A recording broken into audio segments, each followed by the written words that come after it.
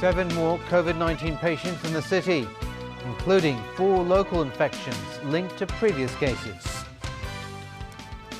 And Donald Trump addresses his supporters from a White House balcony as his physician says he's no longer at risk of transmitting the coronavirus.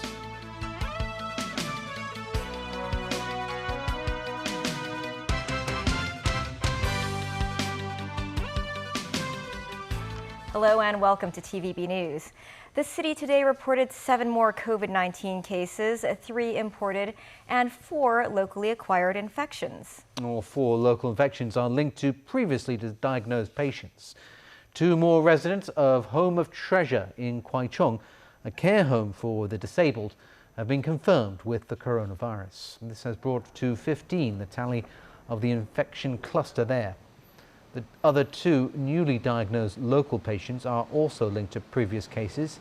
One of them stayed at M1 Hotel in North Point and is linked to the Royal Garden Hotel cluster in Tsim Sha Tsui East. The 3 imported cases are from the Philippines, Nepal and the Netherlands. As more local infections emerge, the city's health experts and authorities have yet to reach a consensus on what anti-epidemic measures should be taken. Dong Yao-Nie reports. Today, microbiologist Yun Kwok-yong gave a stern warning about the possibility of a new wave of COVID-19 infections during the winter if control measures for the coronavirus aren't properly followed. Then the chance is that we are going to have more than tens of thousands of cases in the coming winter because the virus do survive much stronger in the environment at lower temperature. That would translate into more than thousands of deaths in the coming winter. He says the estimate is based on lessons learned from overseas experiences. I just want to alert everybody to what is the situation that has happened in New York in the last winter, when there's 20% of people can get infected. If we are not serious with the control measures before the winter comes to Hong Kong. One measure he highlighted is to prioritize COVID-19 testing targeting patients with mild symptoms such as coughing and a running nose. He says that's more effective than universal testing or tests for the high-risk groups. The study data, it shows very clearly that the testing of these mild symptomatic cases at either government outpatient clinic or the general practitioners, the rate of positive is very high. Instead, the government should consider the option of compulsory testing for these patients. While another advisor to the government, David Hui, agrees with the suggestion, another expert has a different view. The cost effectiveness of compelling people for testing may not be so high. The problem is we need to motivate people to change behavior. This is more direct. What they seem to agree on is that at the critical moment, the city is still not vigilant enough to avoid gatherings, and the government has failed to strictly enforce social distancing measures. The experts also said current testing services are not convenient enough for the public. But Secretary for Food and Health Sylvia Chan has defended the government's current arrangements. Meanwhile, Financial Secretary Paul Chan has indicated a citywide health code system to track silent carriers. But Yun thinks the scheme would take time to implement and may cause public discontent over privacy concerns. Dong Yao-Nie, TVB News. The police have released one of the 9 people arrested for assisting the 12 Hong Kongers who tried to flee to Taiwan. Tang Yun-chin left Mong Kok Police Station at around 5:30 p.m.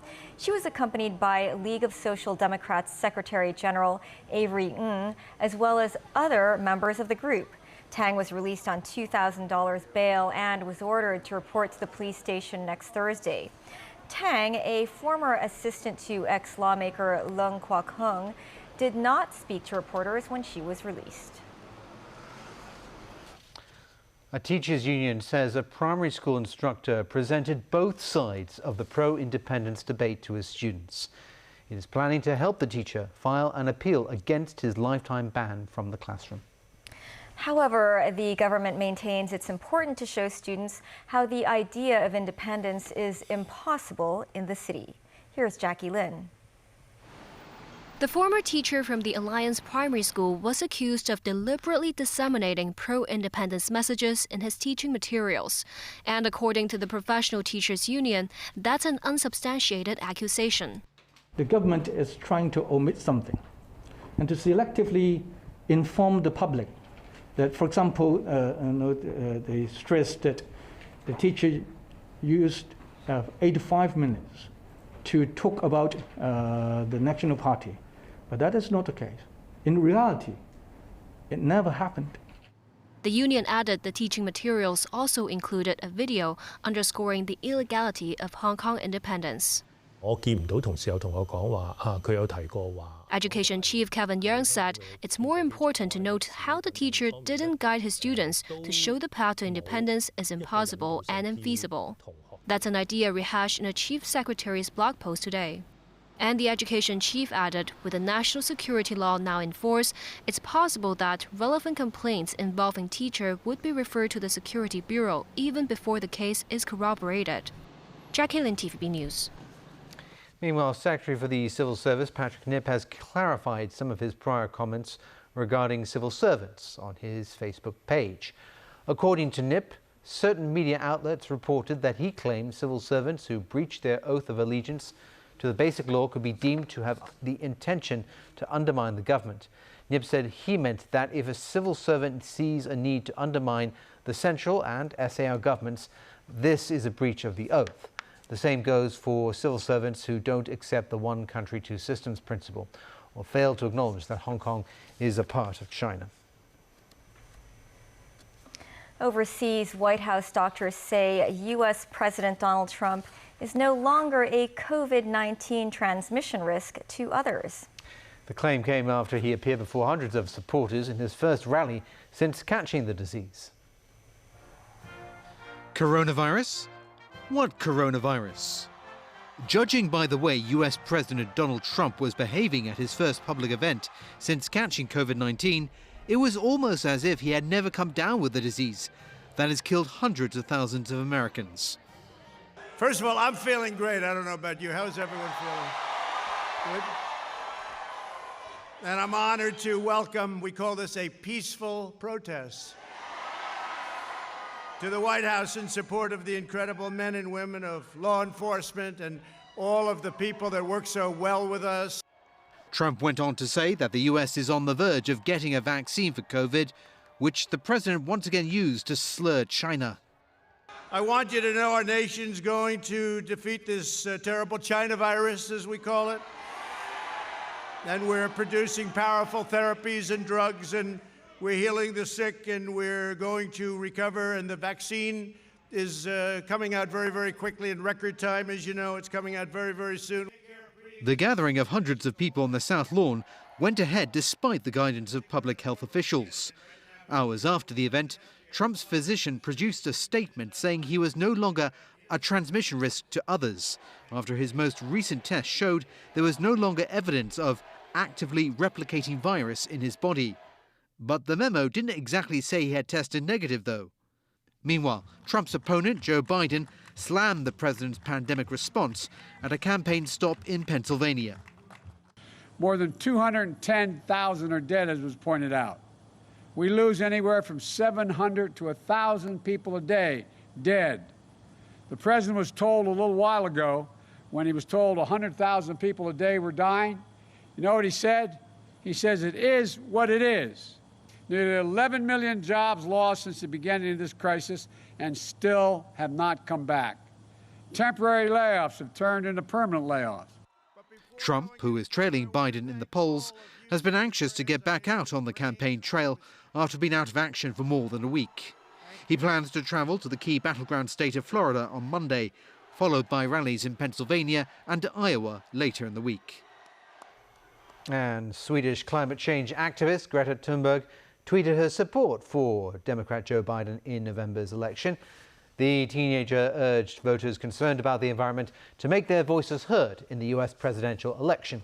The 17-year-old said in a tweet that she never engages in party politics usually, but that the upcoming US elections is above and beyond all that. Canadian Prime Minister Justin Trudeau and U.S. President Donald Trump have discussed the issue of 2 Canadian citizens detained in China. In a phone call, Trudeau reportedly thanked Trump for his support as Canada bids to secure the release of the detainees. Dominic Barton, Canada's ambassador to China, was granted virtual consular access to businessman Michael Spavor and former diplomat Michael Kovrig on Friday and Saturday. China arrested the pair in late 2018 and later charged them with espionage. Their detention came after Canada apprehended Meng Wanzhou, the chief financial officer of Huawei Technologies, on a U.S. warrant. Canada-China relations have been tense ever since. U.S. relations with Beijing have also deteriorated due to the ongoing trade war and coronavirus pandemic. The Trump administration has even restricted technology exports to Chinese companies, citing national security risks. North Korean leader Kim Jong-un warned on Saturday that his country would fully mobilize its nuclear force if threatened. The comments came at a military parade where new intercontinental ballistic missiles were revealed. Kim described his country's continuing efforts to develop its nuclear deterrent as necessary for its defense.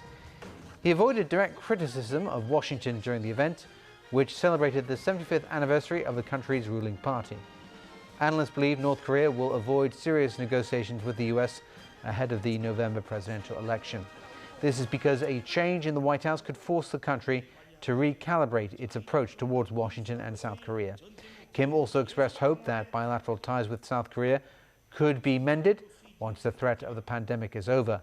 Despite this, Seoul appeared concerned by Pyongyang's arsenal and urged the North to stick to prior peace agreements. Still ahead on the news, Kyrgyzstan's president reshuffles top officials and rearrests his principal opponent.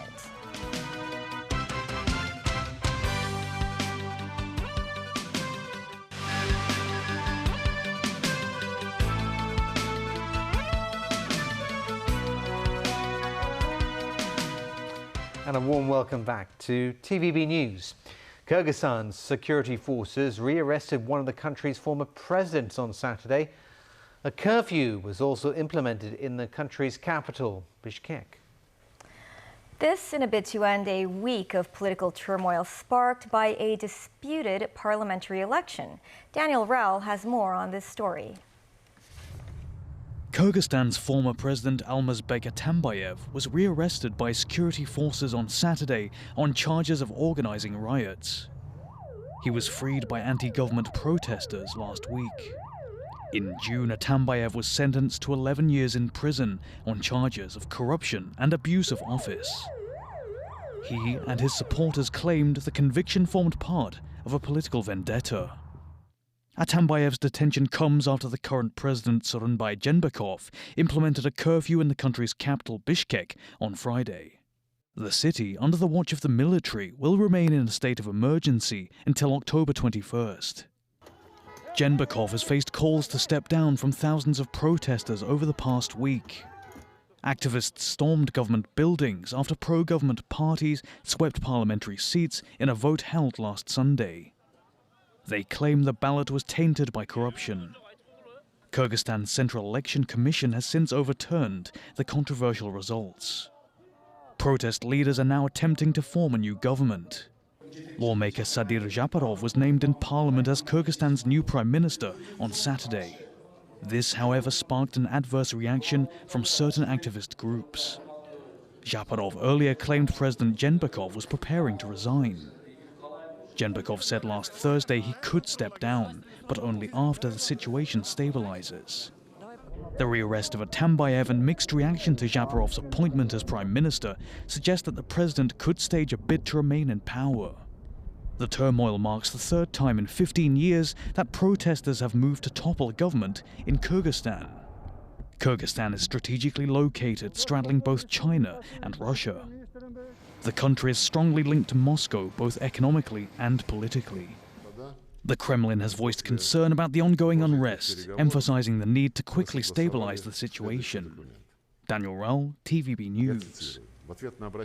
At least 20 people have been killed in central Thailand after a bus heading to a Buddhist temple collided with a train.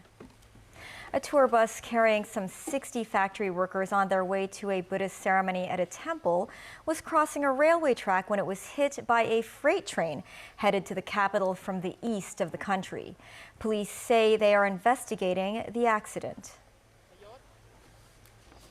Back locally, services on the Airport Express and MTR's Tung Chung line were disrupted for around an hour this morning. Airport Express trains stopped running at around 10 a.m. while there were no services between Xingyi and Sunny Bay stations on the Tung Chung line. Shuttle buses were sent in to help the passengers. This came after a train which was not carrying passengers failed to stop at a red light while moving on a siding near Xingyi station, thus affecting services on the main rail tracks. Sources say train drivers were required to manually control their trains on that section of the tracks. Services gradually returned to normal at around 11 a.m. 2 more people have been arrested for allegedly participating in a bar fight in Chimsachoy last Tuesday. The brawl resulted in 1 death and 3 injuries. One of the arrested men was taken back to the bar on Austin Road to assist with the police investigation. The arrested men, aged 23 and 29 respectively, were each charged with 1 count of murder and 1 count of wounding. The fight started when 2 different triad gangs were drinking in the bar and got into a quarrel. A 36-year-old bar worker who had a triad background died after sustaining an injury to his head. And a new star has entered the world of solo pianists. His name, Gilliam Benalil. He also happens to be 6 years old. As a 1-year-old, the young pianist would sit on his mother's knee and play with the piano keys at home. His parents, both of them amateur musicians, realized he could hear a tune, then play it himself, and that he had a perfect musical ear. They sent him for his first piano lesson at age 4. Benalil was selected to perform on stage in a concert after winning 2 prizes in the Grand Prize Virtuoso competition. He picked up first prize in the Young Musician category and a special prize in the Exceptional Young Talent category. That's the news. Thanks for watching. Have a good night. Bye for now.